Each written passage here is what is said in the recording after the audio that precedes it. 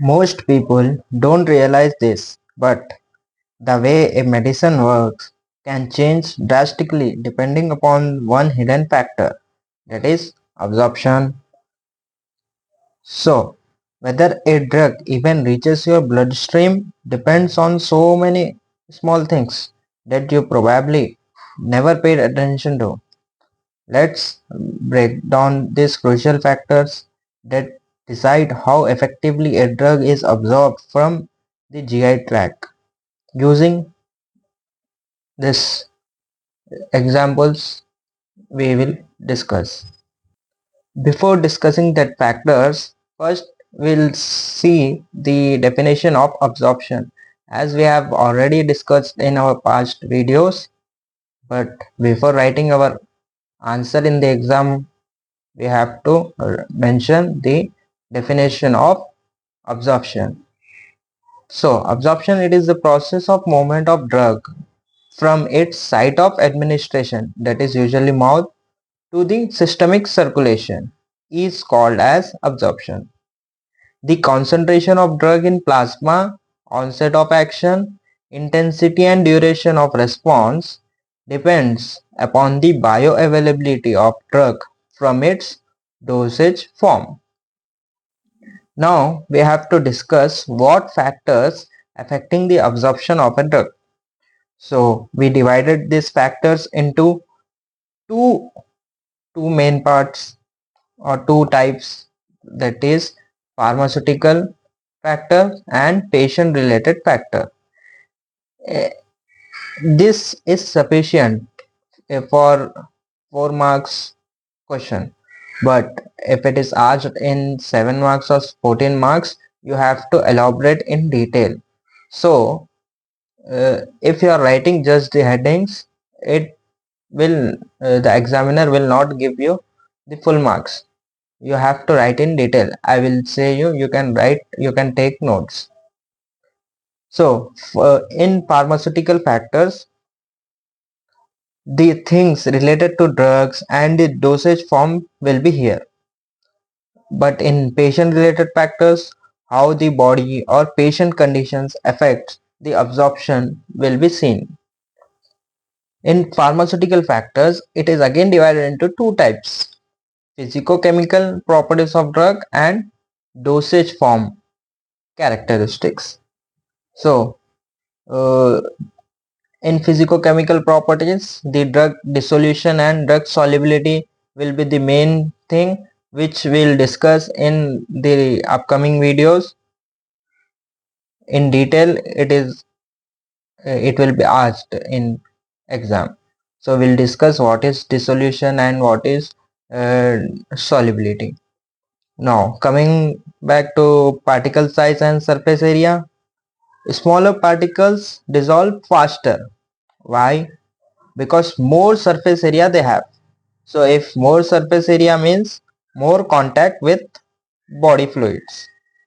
Then we have polymorphism, amorphism and pseudomorphism. It means different solid forms. Okay, so different solubility will be there for different solid forms. Think chocolate versus cocoa powder. Okay, which one will have more solubility, chocolate or cocoa powder? Tell me in the comment section. Then we have salt form of drug. Some drugs, some drug salts dissolve faster than others, improving their bioavailability. Example, paracetamol versus paracetamol sodium.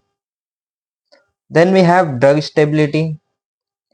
If the drug degrades in stomach acids, its absorption reduces because most of the drugs are absorbed in intestine.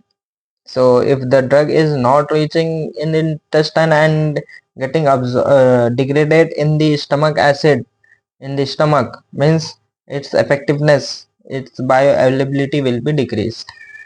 Then we have dissociation constant, GIPH and lipophilicity. These determine how much the drug stays unionized and only unionized form is absorbed.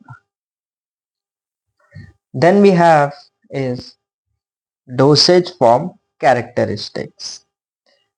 In this, first one is disintegration time. So we are talking about dosage form now. So disintegration time. If a tablet takes too long to break down, it won't absorb quickly, right? So disintegration will affect the absorption. Now, manufacturing variables like compression force, binders, what we are using, uh, so that can affect the release of tablet from its dosage form. Then we have pharmaceutical ingredients like excipients can aid or hinder the absorption. Then we have nature of dosage form or type of dosage form. So the absorption of a drug is depends upon dosage form also, like what we are using, like syrup dosage form we are using, or tablet dosage form we are using, or capsule dosage form we are using. So each one has different release profiles. So each one release the drug, each dosage form release the drug differently. So the absorption depends on dosage form also. Then we have age and storage conditions. Old products or degraded drugs may lose the effectiveness. Here we are talking about the age of the product, not age of the patient. Now let's discuss patient related factors. Patient related factors or host related factors. Conditions in the patient's body that affect drug absorption will be seen here. First one we have is age, where babies and elderly have slower or variable GI functions. So we can say that babies, pediatric or geriatric patients can absorb the drugs differently. Then we have gastric emptying time and intestinal transit. So faster movement equals to less time for absorption. So if drug is eliminating faster, then the drug will have less time to be absorbed.